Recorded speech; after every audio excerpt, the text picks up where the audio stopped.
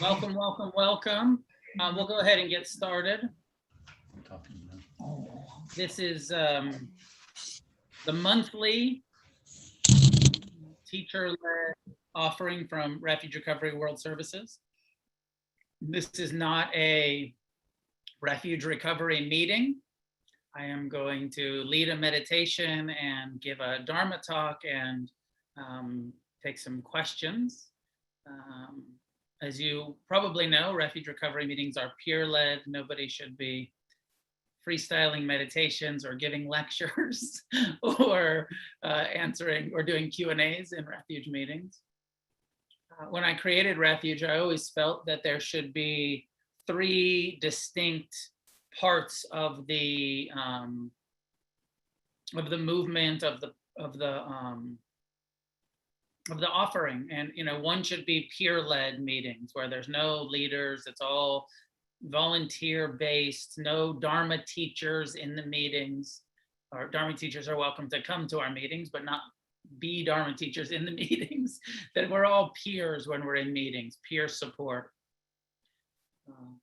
And then I also feel, and part of why I'm offering this through World Services, is that there's definitely a place for a relationship with teachers, of listening to Dharma lectures, of getting guidance from teachers who have been at it for longer than we have and have experienced the Dharma.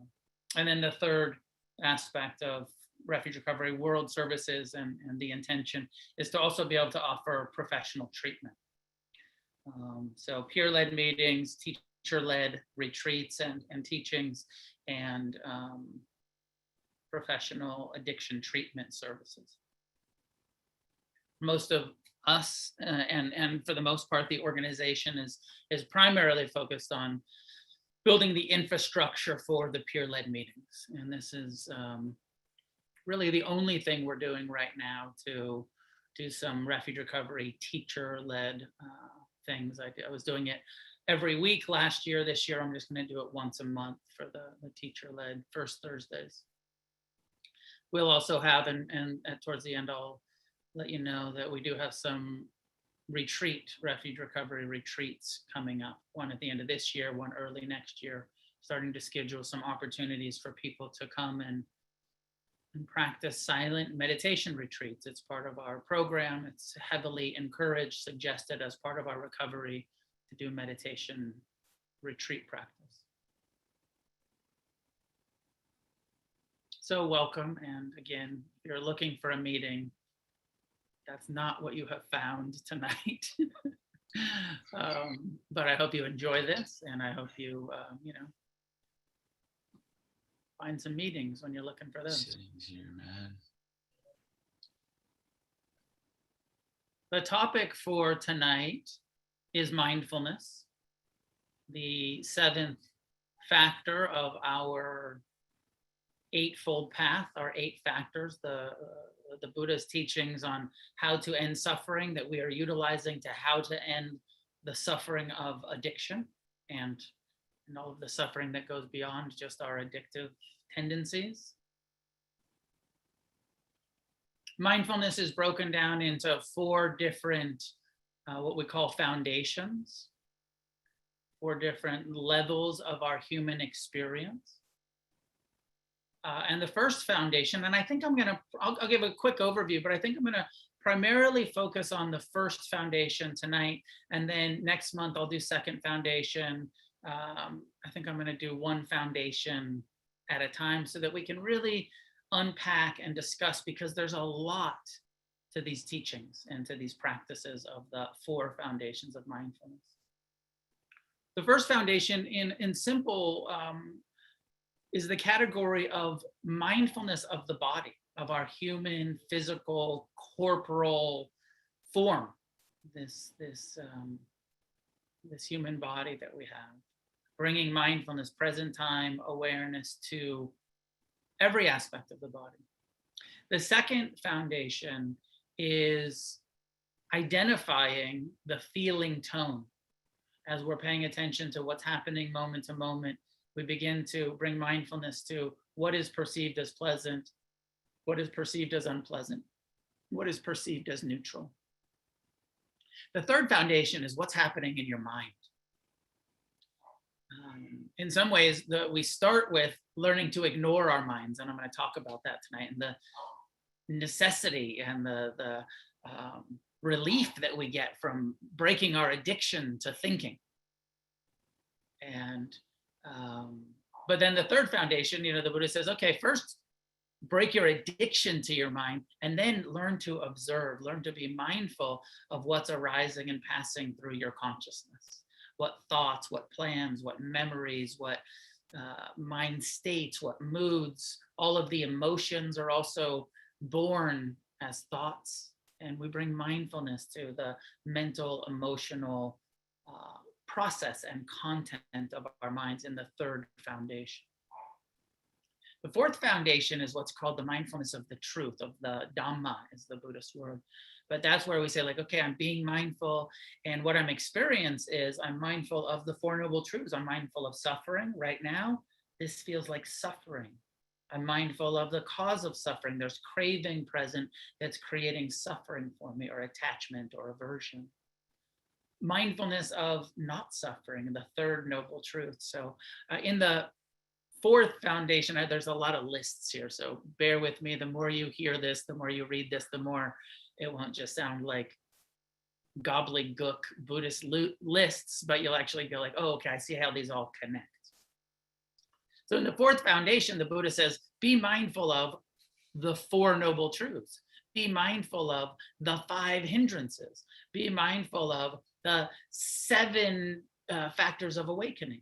Be mindful of all 6 sense gates. And so there's all these lists. Anyways, when we get there in a few weeks, we will start to talk about what it means to do mindfulness on the fourth foundation, where we're completely inclusive. Every aspect of us, our emotions, our sensations, our thoughts, our feelings, our perceptions, everything included in present time, non-judgmental awareness. But for tonight, we will focus on the first foundation of mindfulness.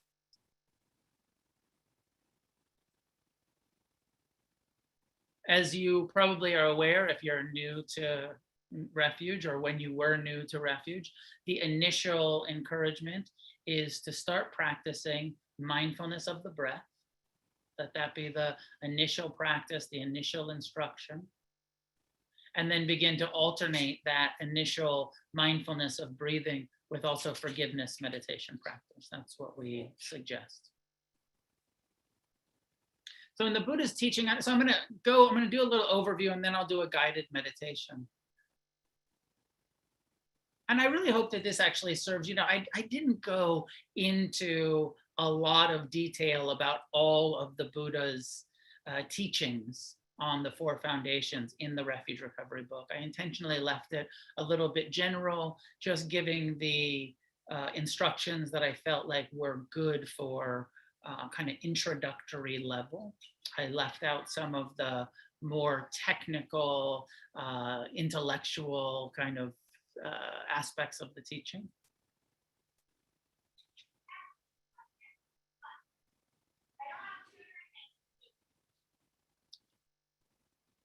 I hear my daughter yelling at me through the door.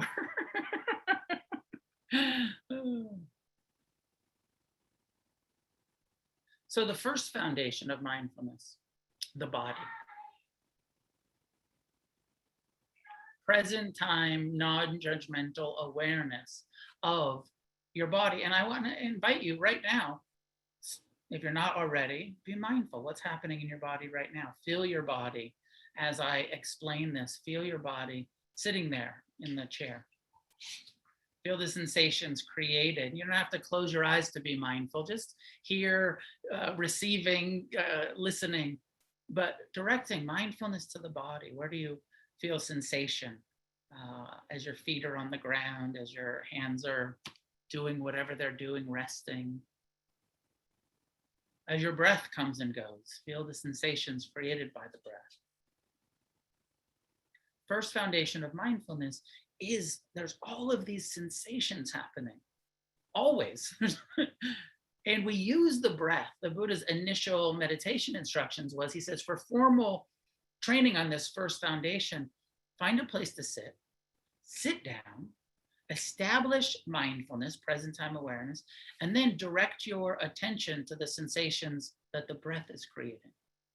He says, breathing in, one knows I breathe in. Breathing out, one knows I breathe out. So this becomes a core practice. You've probably been doing it for a while. Maybe some of you are pretty new, but most of you have already been doing this. You've been coming to the meetings, you're hearing the instructions. Maybe you've been practicing Buddhism for a long time already.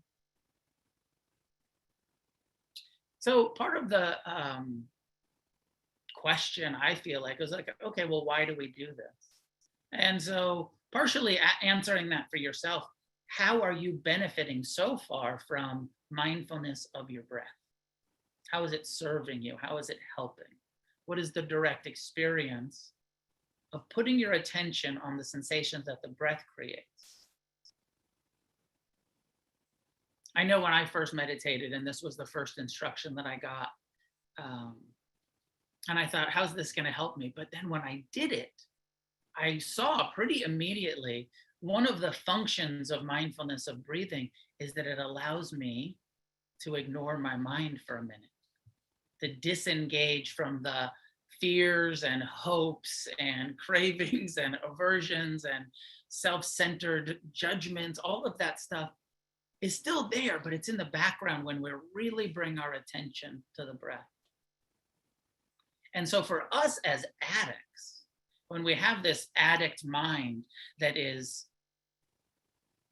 to be dramatic, trying to kill us, this addict mind that is giving us bad advice and saying, you should act out, you should drink, you should use, you should avoid, manipulate, and escape the unpleasant experiences that are happening in your life, right? Doesn't your mind often tell you that? Sort of what everybody's mind tells them, but us as addicts, we have a more extreme, or like a louder craving for avoidance. I think that that's one of the definitions of addictive behavior. So we use the breath as an anchor to the body, to what's happening right now physically. The breath is coming, the breath is going. And when we are truly doing that, we are disengaging from the mind. Now, of course, we're not trying to stop the mind, right? We're not trying to stop the third foundation, mental proliferation. We're just trying to redirect our attention, bring mindfulness into the present, to the breath, to what's happening right now physically. So there's, for most, an immediate sense of relief and a quality of intervention that's happening. A quality of intentionally intervening between the addictive thought process and disengaging and coming into the body. Just one breath, just a half a breath, breathing in, breathing out. Not obeying the mind that's saying, think about this, go do that. Just here, come back to the breath over and over. All of mindfulness and has the goal and for us to see more clearly, to understand three things. And the breath can, even this simple initial instruction can teach us these three transformative, what we call insights. One is everything is impermanent, right? You know that. But when you're paying attention to your breath and it's entering, sustaining, exiting, entering, you start to see, the breath is impermanent. No two moments of the breath have the exact same sensation. It's constantly changing. Impermanence, we become intimate with it. We become awake to impermanence through the impermanent nature of the sensations that the breath creates with every inhale and every exhale. The second insight that even just the breath itself, is simple initial instruction, can teach us is because of the reality of impermanence, there is nothing reliable or nothing, no sensual experience that will really lead to satisfaction. That the breath, it's too transient, it's coming and going. It's not reliable source of happiness. And we all know this from our attempts to create happiness by chasing pleasure and running from pain. And that no amount of drugs, no amount of sex, no amount of money, no amount of anything is reliable as a source of happiness. And so the breath itself starts to teach us the unreliable, the impermanent nature of things. And the last insight, these called the three characteristics, is that a lot of what's happening is not personal, is not self, is not in our control, and is not your fault. So the fact that your body breathes, that all of our bodies breathe all by themselves, it's impersonal. It's not, you're not breathing. You're not telling your lungs, hey, breathe in, hey, breathe out, hey, breathe in, hey, breathe out. The body just breathes all by itself. Now, this was such a huge, maybe it seems simple to you. To me, it was so beneficial and transformative to wake up to that this human experience is just happening. The body is breathing, the heart is beating.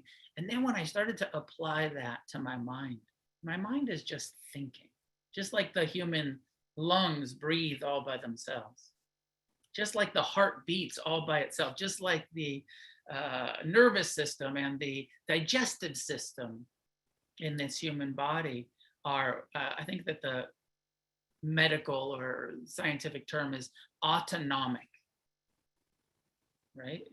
Automatic, happens all by itself, autonomic breathing, heart beating, all of these systems of the body, and the mind thinks all by itself. Now, when we really wake up to that, it's so much relief to not continue taking the mind so personally. And you see it because, as we're about to do, you meditate on the breath, meditate on the body, and the mind keeps thinking and keeps saying, hey, yo, I know you're meditating, but let's think about some shit. Let's make some plans. Let's rehash some resentments, like whatever your mind does when you're, like you say, I'm going to pay attention to the breath. And your mind says, sure you are. I'm going to think. Because it's what the mind does. It's like, we take it so personal. And the breath awareness practice, I hope this makes sense. It makes sense to me that seeing how impersonal the breath is happening all by itself. It's not who I am. I'm not making it happen. And applying that to emotions and applying that to thoughts, that insight that we get from this first foundation of mindfulness can be a game changer.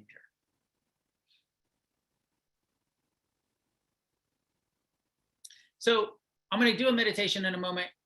The first foundation goes on from mindfulness of the breath to mindfulness that in this body, there are four elements: present time, non-judgmental awareness of, and again, right now, as you're sitting here listening to this, the earth element is experienced in that contact with the chair, the heaviness, that contact sensation.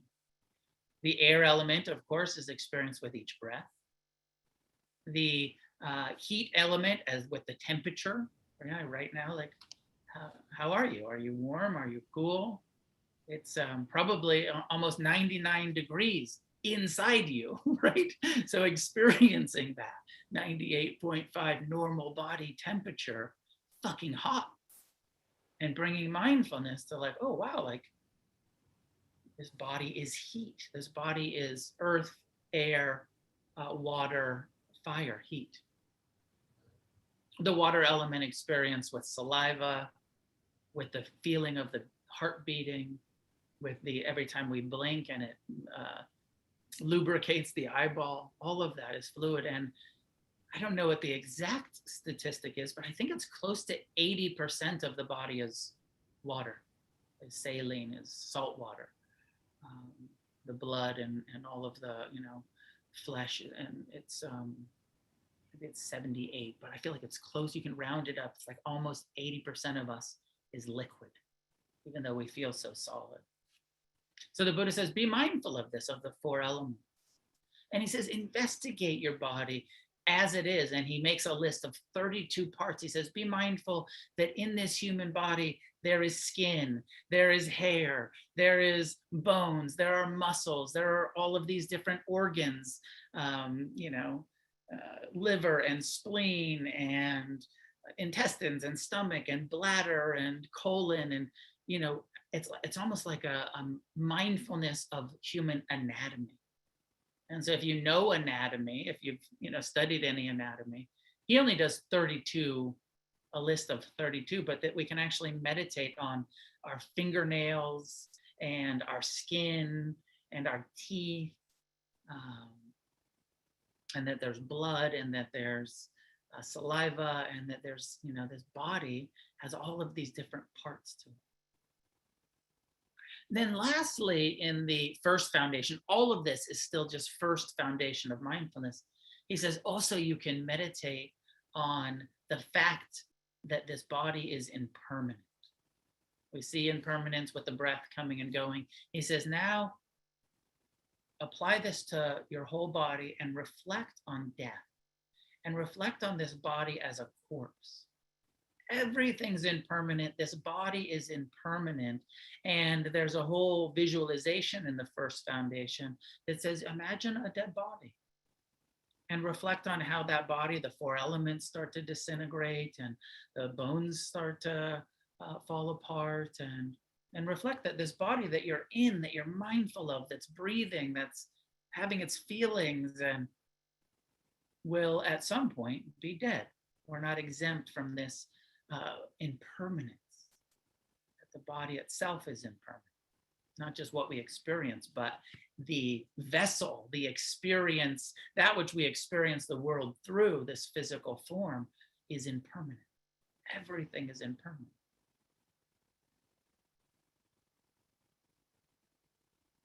I don't know if you've noticed, but I put these in the self-guided part of the Refuge Recovery book. I put the corpse and but I didn't make meditation scripts for them because I think maybe some people have made meditation scripts for them over the years. But I was a little hesitant for like somebody coming in brand new to a refuge meeting, being like, we're going to meditate on the decaying corpse. It's an important part of the Buddhist teaching, but we don't have to start there, right? We can start with just mindfulness of the breath coming and going. Breathing in, know you're breathing in.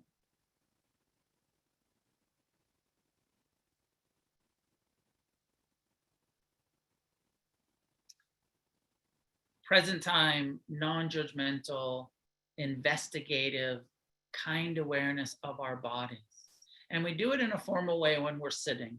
And then at the end of the sitting instructions, the Buddha says, now bring this awareness into walking. He says, when you're walking, be mindful of each footstep. Going forward, be mindful, I'm walking. How often when we're walking are we lost in our head, thinking about where we're going, in the past, in the future? He says, now bring your full attention to each footstep. Mindfulness of movement. Many of you probably do yoga practice, and yoga is that formal mindfulness of movement practice. And so this is encouraged. Bring mindfulness into all of our activities, what your body is doing. And so if you're driving, mindful of driving feels like this. My hands are on the wheel. I'm looking in the mirror. I'm shifting gears. As a mindfulness meditation, integration into all of our activities. It says standing, be mindful of standing, walking, sitting, laying down, and all of the activities that there's nothing that your body is doing, including sex or masturbation or whatever it is, that's not part of your mindfulness practice. Rather than this kind of disengaged, and there's so many people have such body shame and feel like the body hasn't been safe because of trauma. The invitation of mindfulness is to re-inhabit, to fully inhabit our physical form with kindness, with our full attention, with whatever we're doing, even pooping, right? Rather than reading the book or looking at the phone or something when you're on the toilet, just mindfulness. I once went and saw the Vietnamese Zen master Thich Nhat Hanh give a lecture. I think we were in Pasadena at some big theater. And seriously, like his Dharma talk for like 40 minutes was on pooping. And just the opportunity, mindfulness of taking a shit mindfully. And all of the, the body awareness, and then the unpleasantness of the smell, all of our judgments, all of our fears, all of our relationships with our buttholes, like the embarrassment. This is mindfulness. All of it is mindfulness, not just I'm sitting here like a statue, but I'm bringing awareness into my body as much as I can in all of the activities of this physical form. And we learn to do that through the sitting with the mindfulness of the breath. The formal training becomes integrated. I hope that makes sense. Does it make sense? What I'm saying? I hope it does.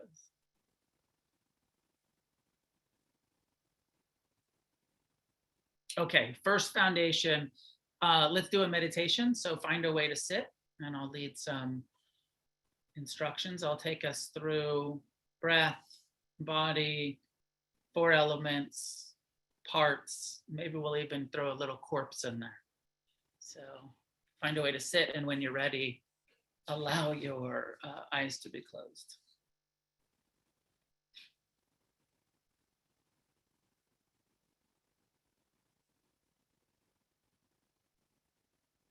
Take a moment to release any unnecessary tension your body may be holding.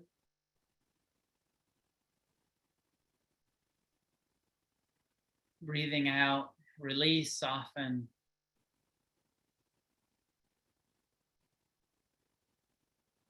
Bring an attitude of friendliness, of kindness, acceptance.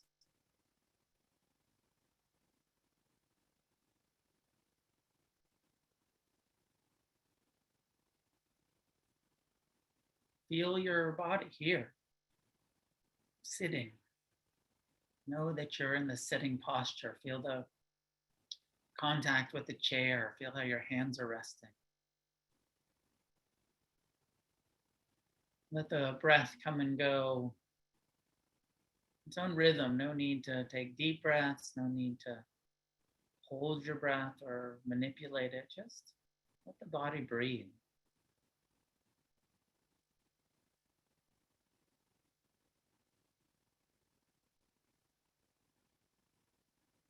Letting everything else be in the background, the mind's thoughts, the other sense doors of hearing and seeing, smelling and tasting.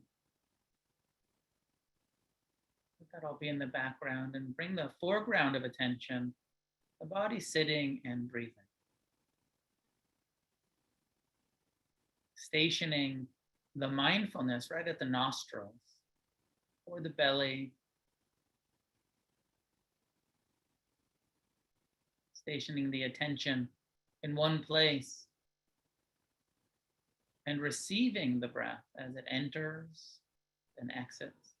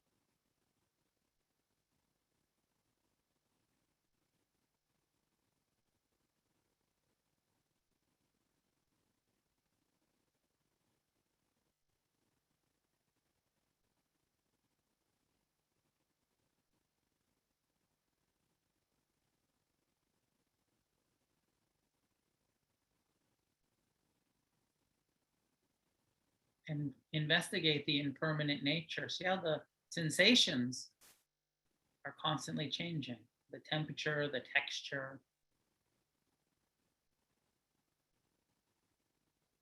Tune in to the impermanent nature of the breath. How is it changing? Investigate it.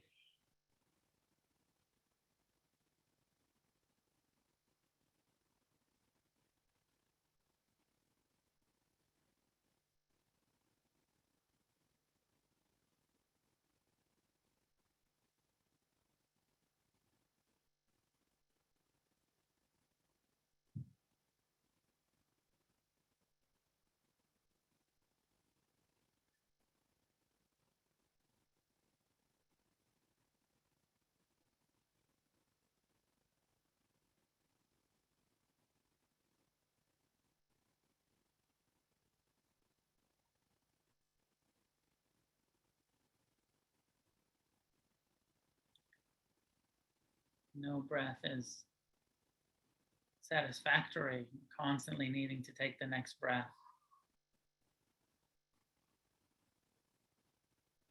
No breath is reliable. We can't rely on the last breath. It's this one right here that is keeping us alive.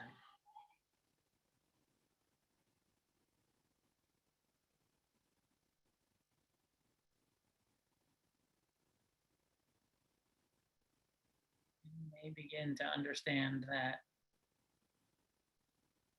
this being human with a body that's breathing and feeling and thinking, not that personal, just what the body does all by itself, breathing in, breathing out, all by itself, thinking, craving. It's not your fault.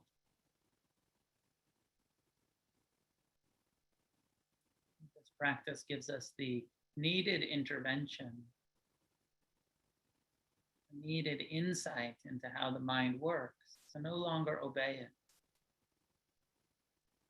Redirecting the attention over and over to the breath.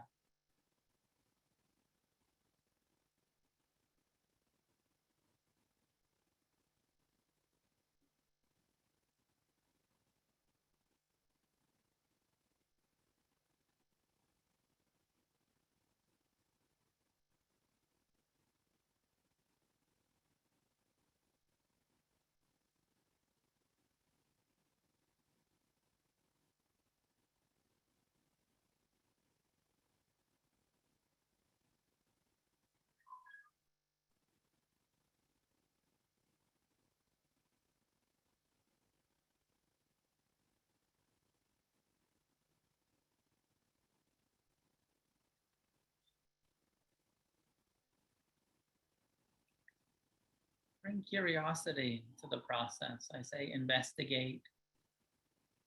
Imagine that this is brand new rather than taking the breath for granted. An interest to it. How does it enter the nostrils and exit?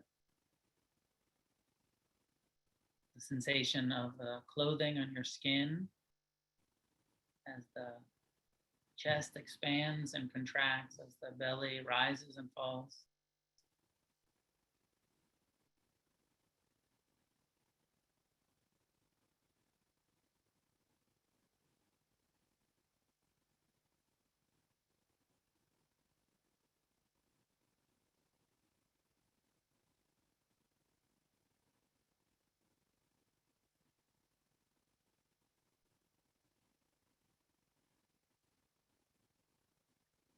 Gently returning to the body each time you get involved in thinking about future or past. You can just name that as thinking, remembering, planning. Reestablishing mindfulness in the body, feeling the contact with the chair, the cushion. Feel your hands resting in your lap.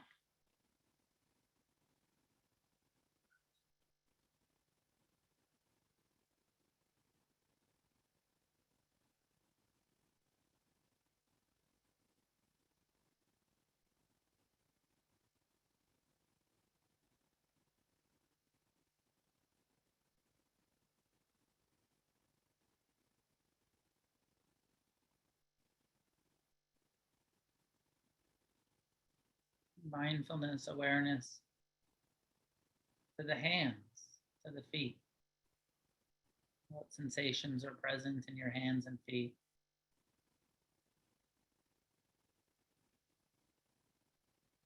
What sensations are present in your legs and your arms?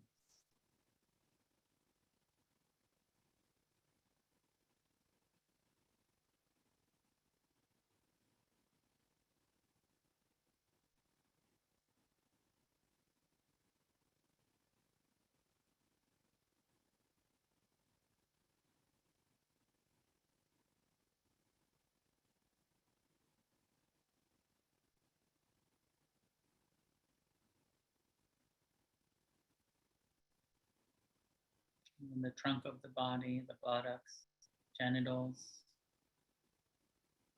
belly, chest, back, shoulders, head, face.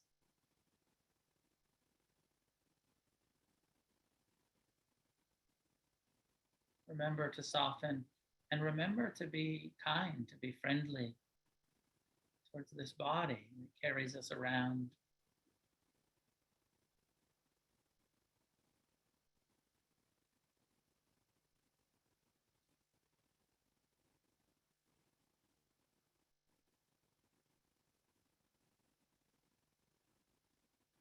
Sometimes we have to do a lot of forgiveness for our bodies.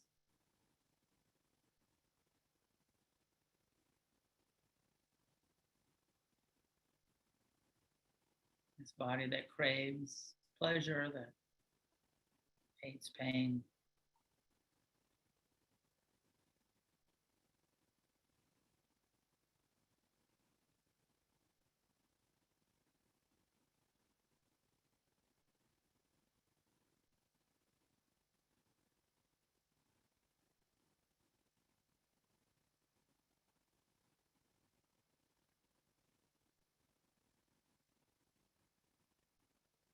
Bring some awareness to the four elements. The air element, we're already paying attention to with the breath. Tune into the heat, the temperature.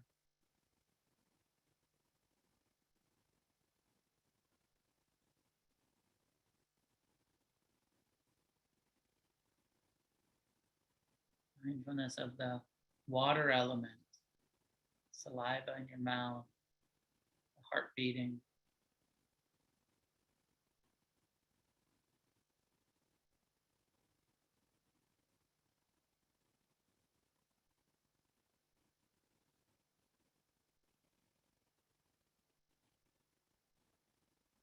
And awareness of the earth element, solidity, the carbon,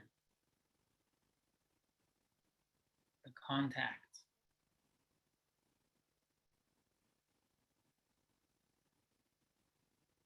the bones.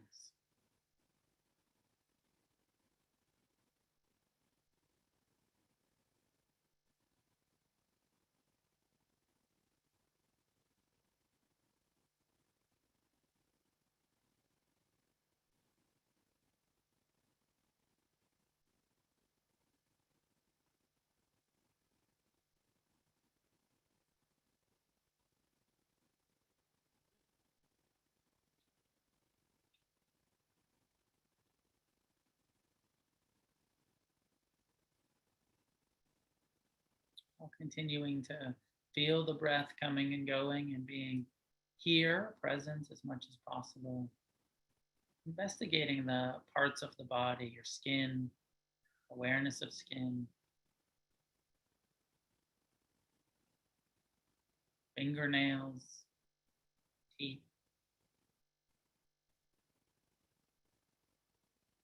hair.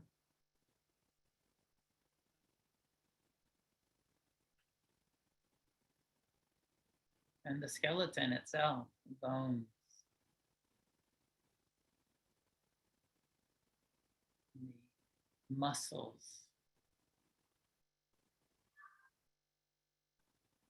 ligaments and tendons, organs.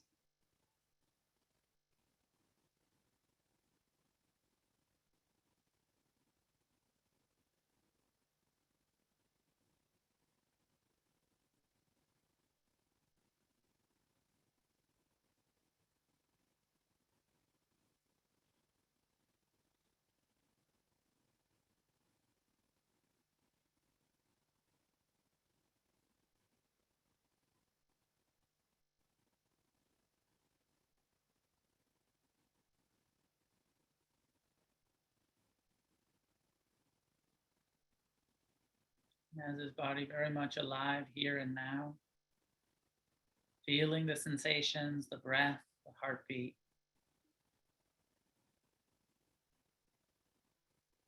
Reflecting on the corpse.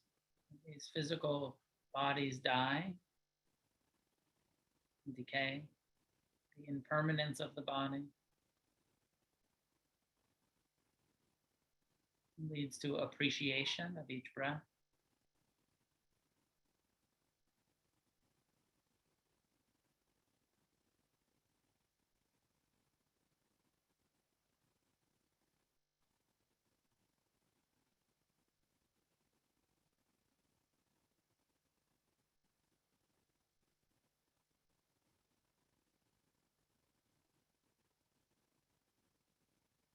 Buddha encourages reflection on the many stages of decay of the body, freshly dead, dead for some time where the skin and flesh is decaying until nothing remains but a skeleton. And that even that skeleton over time crumbles.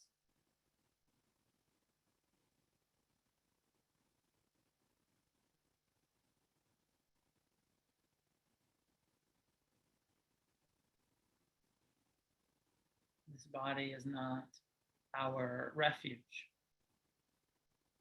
It is our vessel, it is our vehicle this lifetime.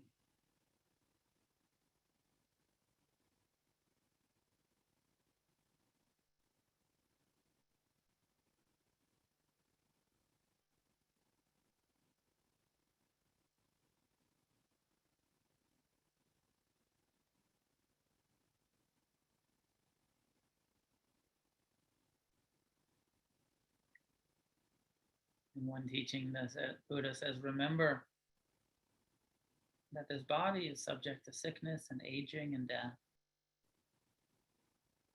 And due to impermanence, we will be separated from everything that we love eventually. And that our only true possession is our actions, our karma. Everything we truly own.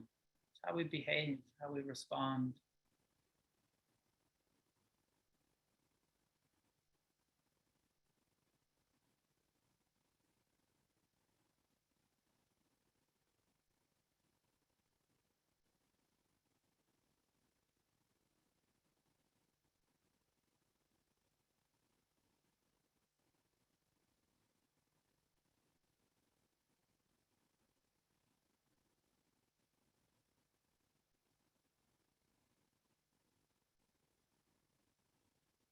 Spend a couple more minutes just being with your breath. Is there something new that you've never noticed before about this breath?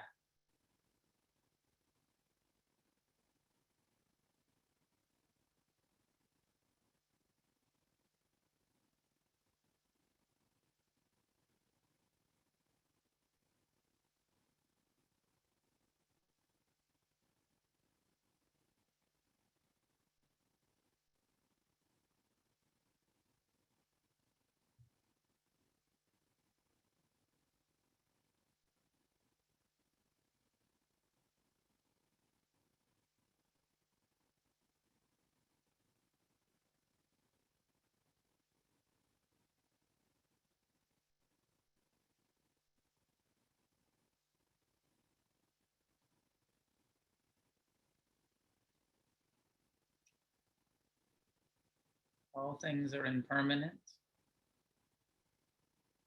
The body reveals impermanence to us as we bring mindfulness to it. All things are unreliable. There's no refuge in sense pleasures. There's no refuge outside of ourselves. Much of what's happening in the mind and body are quite impersonal, not your fault, not self. Just a body with a nervous system, a body that remembers the wounds we've experienced,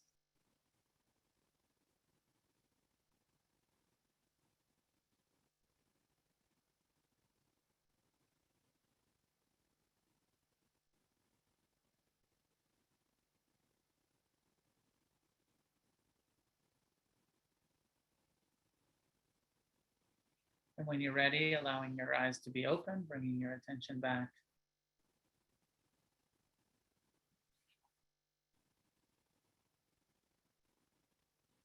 Taking a moment to move however feels good. Stretch if you care to, or keep meditating if you care to, up to you.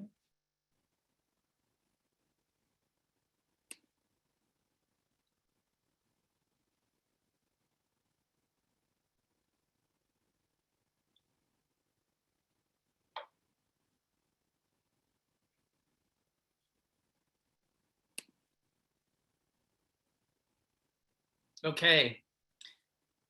First foundation of mindfulness is an intervention. It will change everything.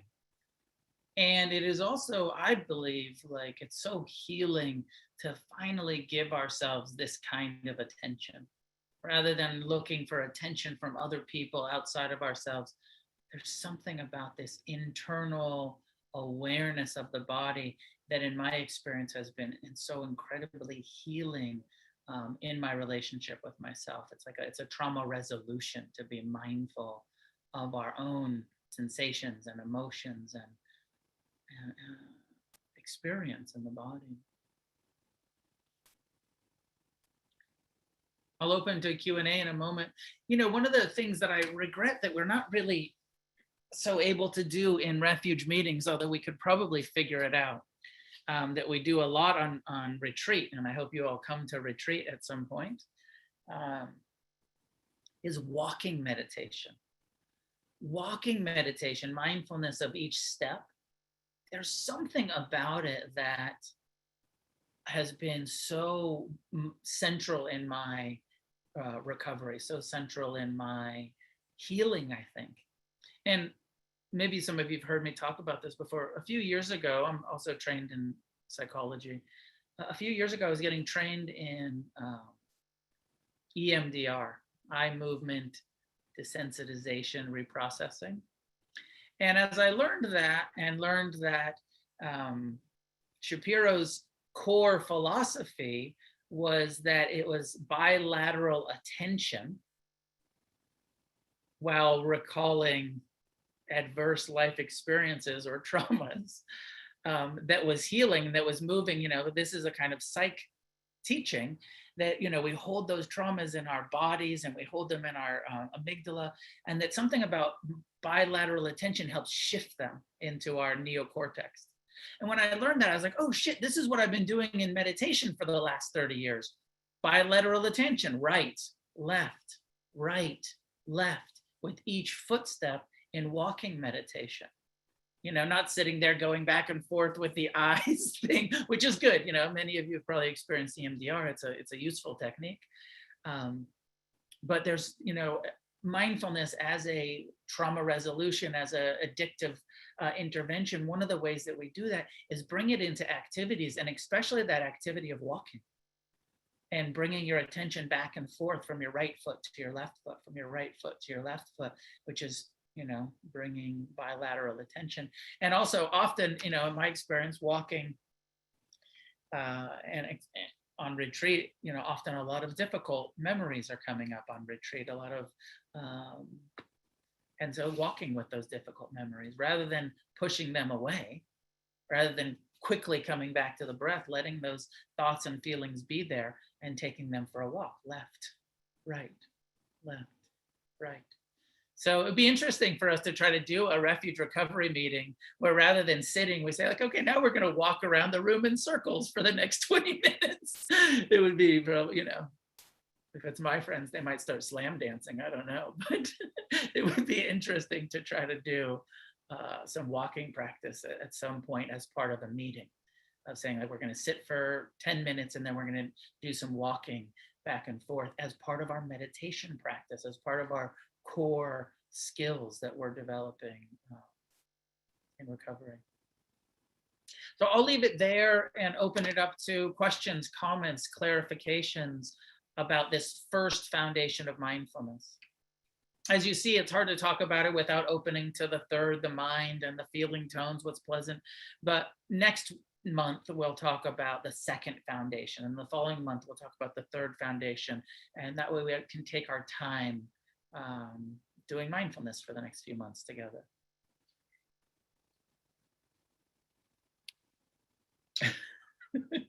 I got a direct message that says, and I won't out who said it since it's private.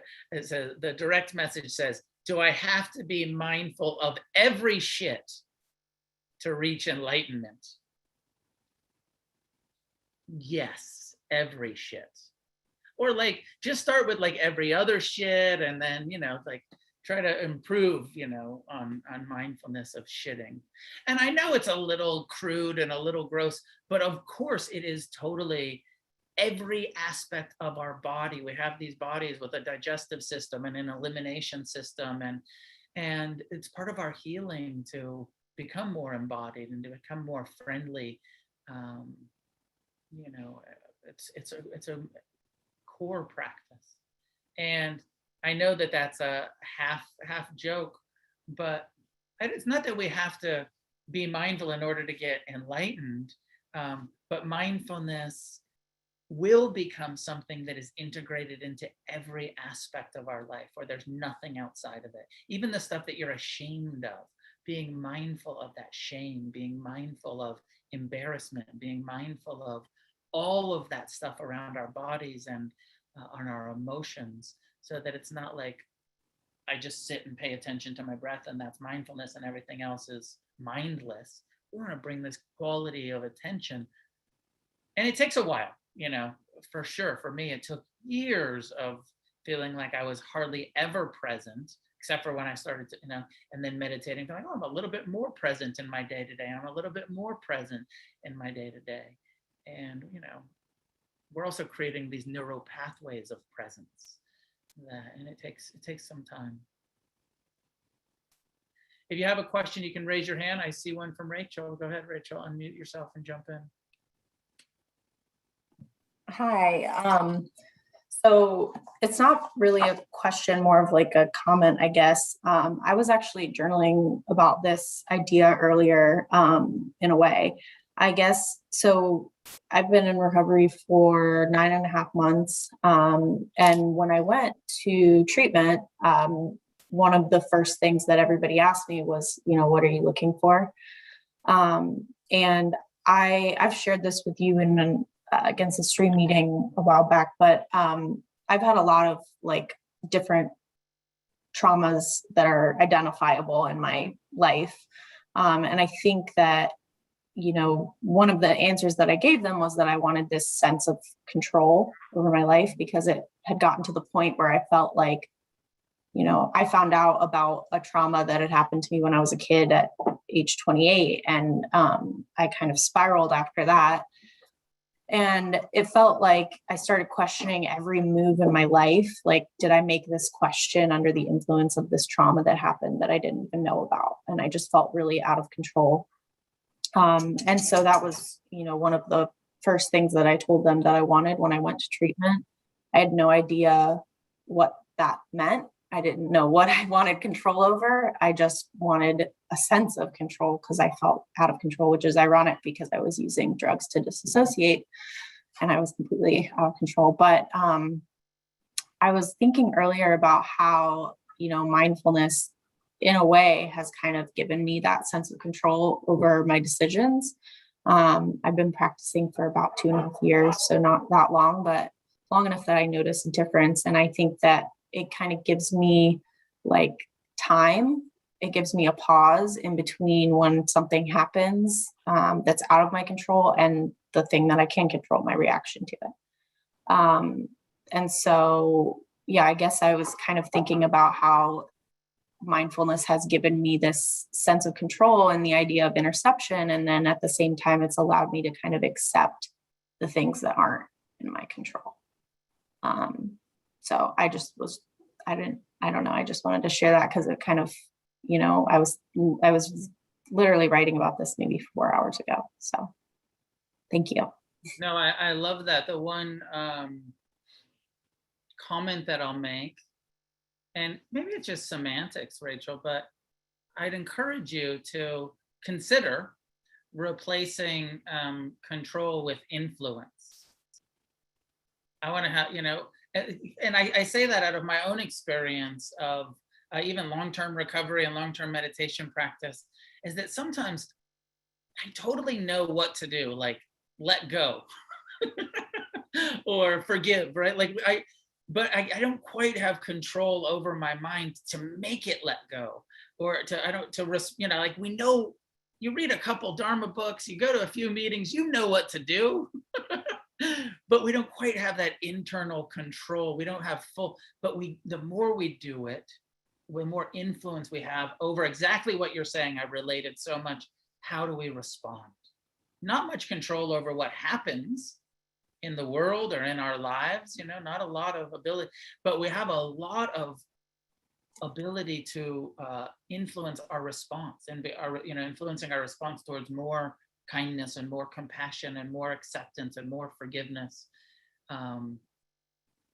So anyways, try that on if you want, to try on that sort of like, maybe I can't control totally how I respond, but I'm learning to influence it a bit more. Mm-hmm. Yeah, I've noticed like a huge difference in my life because of that. I just feel more happy, stable, at peace, content. I think content is like, I used to think that happy was the opposite of depressed, but now I'm like, no, it's contentment. Awesome. Great. Nice to see you. Good to see you too. Mark, go ahead and jump in. Yeah, no, hello, Sangha. I really appreciate the lecture or the Dharma talk. I know it was a couple of years ago, probably, and maybe more than once. I remember a Dharma talk where you said, you don't have to mind your mind. And we've retouched this thing a lot lately about how we don't really have control of our mind. Like you said, it's going on just like our breathing and other things like that. And it's been nice becoming aware. It seems so simple, but when you're not thinking that way, it's not so simple. If you're kind of walking around asleep as opposed to being awoken to that, catching those thoughts creeping in, heard a lot of addicts share about, my mind's out to kill me. Your mind's out to kill you, which in fact, if you think about some of the thoughts, especially fully in addiction, our mind is actually telling us things to do to ourselves that will kill us, and so it's been really nice from the very beginning where I remember you talking about not having to mind our mind, catching my mind telling me things that aren't true or that are negative or trying to bring me back to a place that I'm not at anymore. By being mindful, I can catch myself and say, hey, those things aren't happening to me now. Those are things that happened in the past. Right now, this is what's happening.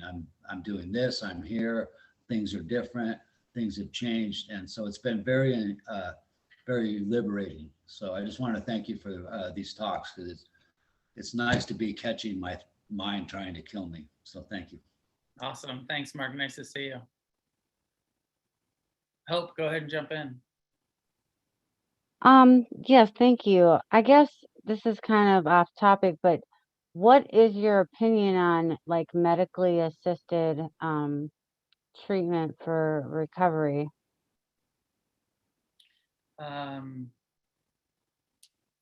My opinion is abstinence is, the sort of goal of, certainly it's what we're doing in Refuge. We're abstinence based.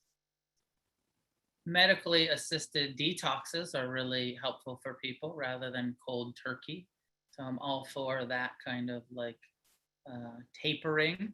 Okay. And then I got to say, it depends on the individual. If somebody's really committed to recovery, then my own view is they'll be able to taper and, become abstinent. If somebody's not really committed to recovery, then kind of long-term replacements, medically assisted, will save a lot of lives of people who will probably overdose, if they don't. And the statistics are really clear that people who aren't, ready to get so, clean and the death rates are so high that I can't be against people, like doing that, like for sure. Like if it's going to save lives, great. I'm all, I want to support survival of addicts.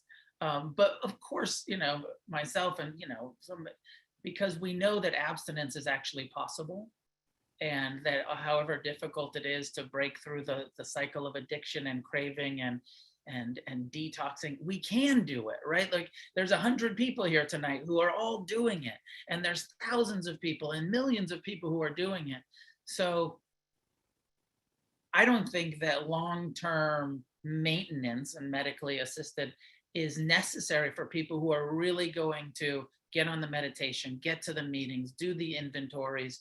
If you do this thing, you won't need to stay on long-term medical assist, on meds, on, detox, what were meant to be detox meds, but have become maintenance meds.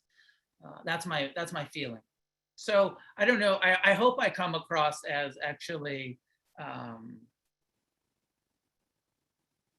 not super clear about it. Because I'm not super clear about it, like in certain circumstances, it seems appropriate. And of course, I lean towards let's all get off of drugs altogether, and live a life free from active addiction.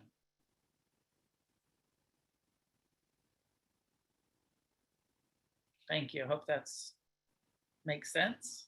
Yeah. Daniel, go ahead, jump in. Yeah, I feel like Kelsey had thrown something in the chat before I raised my hand. I don't know if you want to get to that before me? I'd be willing to wait. Oh, sure. Yeah, no, I like this question. It says that I mentioned during the meditation that we cannot take refuge in our bodies because they are impermanent. But that confuses me because in recovery, we are trying to no longer take refuge in things outside of ourselves, right? Yes, right. And the body is a temporary refuge. That was in the context of the corpse meditation. And we don't want to become too identified with like, this is who I am, because this is gonna die. And from a Buddhist perspective, there's a karmic momentum that's going to continue beyond this material form. And so that's all that kind of instruction was, just like, totally it's inside of you. One of the other things that to balance that, like, okay, the body's not ultimately a reliable refuge, but also the Buddha said all of the Dharma, all of the liberating insights like impermanence and unreliability and not self, the Buddha said all of that will be revealed in this body. So the body is our teacher. The body is our practice. The body is, there's a lot of healing and awakening to do in this body. And this body will get sick and it will get old and it will die. And especially our like attachments to staying young, or the body staying thin, or the body staying sexy, or whatever. That's what I meant. Like, don't get too attached to the body being the way you want it to be, because it's gonna end up a corpse at some point, and you'll be like, oh shit, now what? So I hope that makes sense. Not outside of ourselves, of course, but that there is parts of ourselves that are beyond this body. There's a karmic process unfolding here that's not dependent on this physical form, is the Buddha's teachings. Thank you. That's very helpful. Welcome. Daniel, go for it. Yeah, so I can out myself. I'm the enlightened. My question would be enlightened shit question. I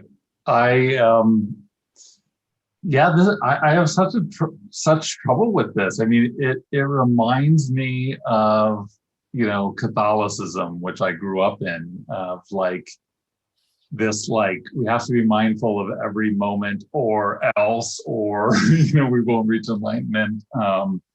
But it just like, I have an aversion to it, and probably because I had that aversion as, I always remember as a child, my parents talking about heaven, like, oh, heaven's this place where the lion and the lamb will lay down together, right? And you'll live there forever. And I just thought, fuck, I don't want to live forever anywhere, like, let alone in this place that you're describing. And so I think I have an aversion to it, and B, like, I also, I'm fairly new to this meditation and recovery. It's been about 9 months for both. And like, I think of the walking, like, my wife's always making fun of me. She's like, well, I thought you're supposed to be mindful walking. Every day I take 2 walks with my dog around the block. And what do? I put in headphones and, usually listen to I'll listen to you, man. I'll listen to a podcast or something, and, but she doesn't. She walks around and she's like, well, I thought you're supposed to be mindful, man. And I'm like, I'm just not there yet. I just feel like right now I'm trying to just like take in a bunch of stuff. I view walks as like the time to like,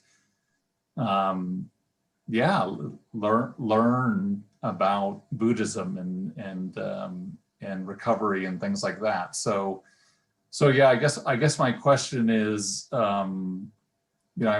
thanks for laughing and knowing that it was tongue in cheek, but like, I guess, is that the goal then? Is just to be mindful of every waking moment, or is it okay if we skip a few moments ultimately? So I love the question. I love the humility and the honesty of like, I'm not there yet. Like, and so I think that's the first place to start, is like, that's totally okay. And even though, Buddhism does give us a little bit of a perfection model of like enlightenment, and you'll be mindful all of the time. And I feel like the question a lot is coming from like, it's fucking hard to be mindful all of the time. I don't want to have to put all of this effort in all of the time. But here's the thing. The more you do it, the more you listen to those podcasts and you go to the meetings and you practice the meditation, actually mindfulness is going to become more and more natural to you. It's not going to be this effort, like I have to be perfect all of the time. And I think it's interesting to look at where the question is coming from. Is there a part of us that's like, well, I don't, because here's the equation that I kind of think the equation, which is like, if you want to not suffer, then you're going to need to be mindful of what's happening so that you can respond to what's happening in a way that doesn't create suffering.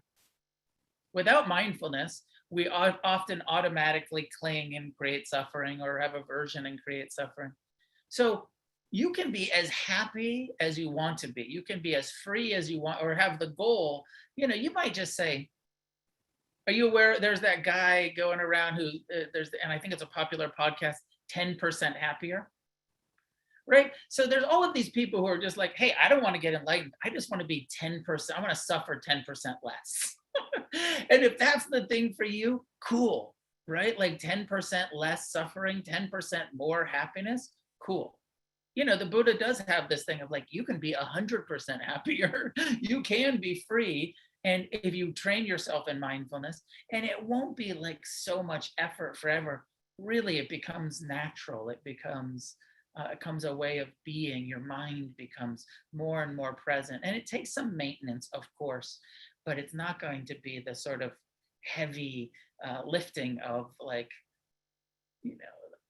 and really looking at that, like when you have that Catholicism conditioning that's asking you to be like inhuman, right? It's asking you, that's like being judgmental of your natural desires and your natural inclinations. Buddhism's not, I hope, isn't doing that, right? Buddhism is saying like, it's going to feel great to be present and feel great to be kind and loving and forgiving. And this is what we all, want. And does it take a lot of work? It does. And again, to that last part of your question, is it okay to not do that? It's totally okay. You're only accountable to yourself in this process. It's just however much freedom each one of us want. Yeah, exactly. 10% happier. And that's, that was a catchy, phrase that he used. But personally, I'm an addict. I want it all. I don't want 10% of anything. I want 100% of everything, including freedom, including meditative skills. So you'll find your own way with it. And thank you again for the question. Yeah, thank you. Okay, last two questions and we'll cut it off. Jose and then Maddie. Hey, Noah. Jose here, now from New Jersey. Hope things are going well over there. I like a lot that in today's meditation, you discuss also kind of like I feel like there was a lot of fundamentals, right? When we talk about the elements and the body scans. But I find myself with the challenge that when I am trying to track the breath, I find my mind even making the sound. I'm not telling my lungs, inhale, exhale, but I'm telling my mind, and that is, and I can't, there is a difference from when I am not doing that, when I've been, let's say a long stretch meditation, I sometimes get to that point that I can observe, the body, right? But for the most part, it's always a struggle of how do I let that go of course, stop controlling it. I know you say, yeah, don't control it, but the reality of it is that I am controlling. Like, what would you advise for that? Yeah, it's really okay. I mean, I think that what you're saying, Jose, is pretty common, that there's something about when we bring our attention to it, it feels like, oh, now I'm controlling it, which is fine. Just keep, being mindful of that and try to relax a little bit more. Maybe don't pay such close attention to the nostrils. Maybe feel like the edge, like where's the edge of the breath sensations rather than the center. It might help you relax a little bit around it. But I would just not judge it and just allow, keep doing the mindfulness of breath, even if it feels like you're influencing it a lot. That's okay too. Yeah, that is one of the problems with the instructions. I don't want to make us feel like we're not doing it right. Like there's no real wrong way to do it on some level. Just trying to be present with the body, breathing. And if it feels like you're influencing it or controlling it, that's okay. Don't worry about it. Yeah, good to see you. Okay, Maddie, last one. Why, hello. Hi, Noah. Nice to meet you. This is my first little talk here. I'll try to be brief. Basically, a question was jarred in me from a question earlier. And I was just wondering your prerogative or Refuge Recovery's in regards to plant medicine, specifically that when used in high ceremony. And just real quick, I wanted to acknowledge that I know a lot of the literature was written before a lot of scientific research has come out regarding a lot of therapies that are now becoming popularized and mainstreamed. A lot of new research coming out in the last few recent years here. But I guess one word that kind of stuck out to me from the book, from your book, was the word recreational. I think it was speaking in regards to people whom are involved with facilitating the meetings. But yeah, just kind of was wondering where we were at on that. Thank you. Welcome. And nice to meet you, and welcome to Refuge, and thanks for and this is a pretty common question. I get asked this a lot, and people are, there's all of these studies now on psilocybin and MDMA and and how it works with trauma, and ketamine for depression and, and plant medicine, ibogaine for,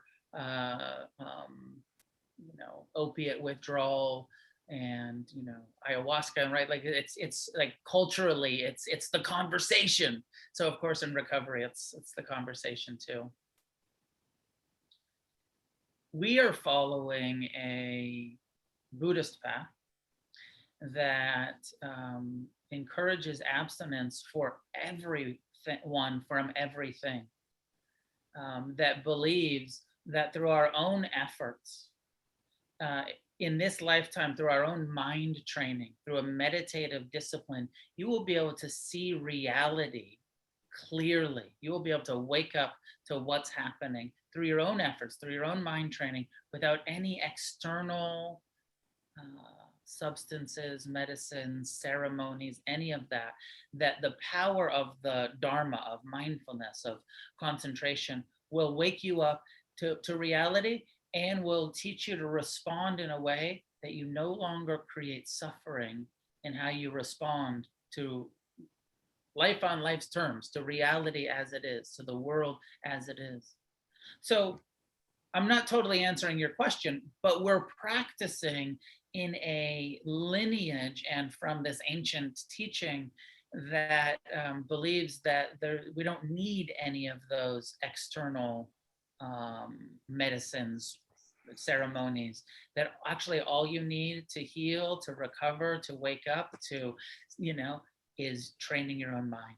This eightfold path, these four noble truths, is enough.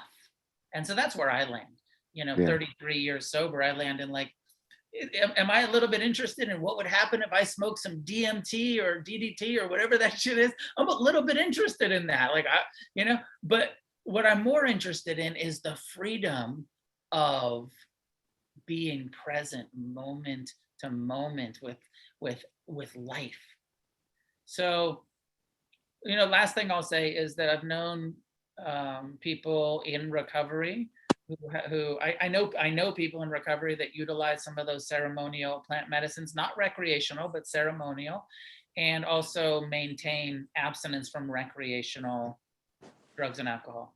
I also know more than many people at this point now, who thought that that were in recovery, practicing abstinence, went off to do some ceremonies, gradually started using recreational, and into kind of full-blown relapse.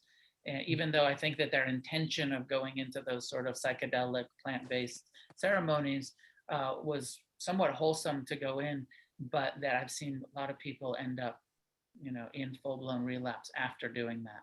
My feeling is, for us as addicts, fucking dangerous, fucking dangerous for us to play with those things, even though they're not recreational. Still, I personally wouldn't encourage it, but I also wouldn't judge it too much. It's everybody's own choice. Refuge is a abstinence-based program from recreational and ceremonial, what we call intoxicants. Thank you. Welcome. Wait, follow-up question. You've never done ayahuasca?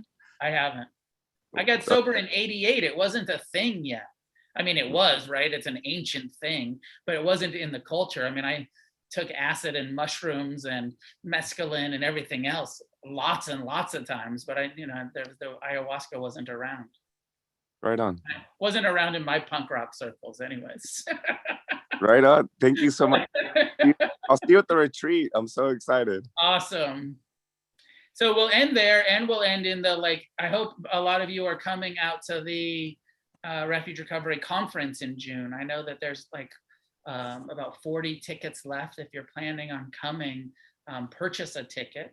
It's going to be in Malibu. It's going to be awesome. It's outdoor, socially distanced. We have a private beach we're going to be able to use on some of the breaks, jump in the Pacific Ocean. And we'll meditate together, and we'll connect, and we'll do some small groups, and there'll be some entertainment. But a lot of us have spent this whole year only connecting online on Zoom. So to actually be together with 100 or 150 people, appropriately distanced and masked up and all of that stuff, it's going to be great. So I hope a lot of you are coming to that.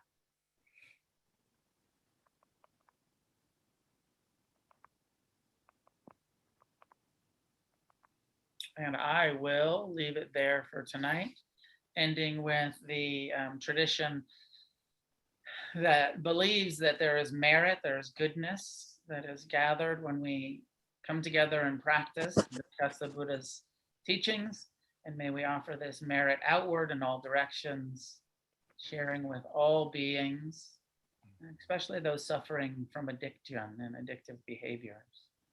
May each one of us recover, and together may we create a positive change on this planet. Thank you all. Great to see you. And the third Thursday, I do not a Dharma talk and meditation, but just sort of a Q&A about Refuge Recovery stuff. So if you want to come and chat third Thursday, you can register on the website. Come to the retreat. What else? There's some new merch stuff on the retreat, men's and women's sweatshirts, and I think that they're unisex. So and hats and stuff. So check out the Refuge site. And if you're going to lots of meetings, check in with your meetings if they have group reps. And if they don't have a group rep, encourage your meeting to have a secretary, or have a business meeting, and make sure that all of the Refuge meetings have group reps, because this is what we need to do to create the infrastructure for Refuge Recovery, for the Sangha, for the meetings to have a voice in the democratic structure. Each meeting needs to elect a representative from that meeting to be the group representative. So please do that. If you have questions about that, join me Thursday after next at the World Services Q&A. And I'll see you guys soon, I hope.